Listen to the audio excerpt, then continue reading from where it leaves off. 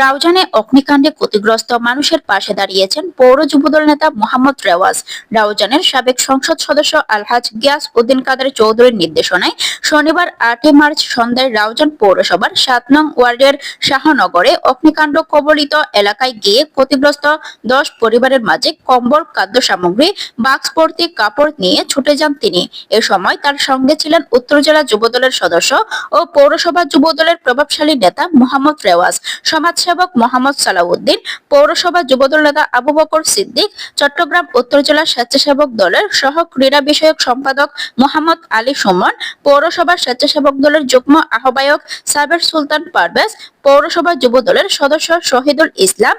রাউজান পৌরসভা ছাত্রদল নেতা শাহ নেওয়াজ, ছাত্রদল নেতা মহিনুল ইসলাম পিঙ্কু, জাসেদ, জাভেদ, কালাম জিকু, ফরহাদ হোসেন বাবু সহ আরো অনেকে।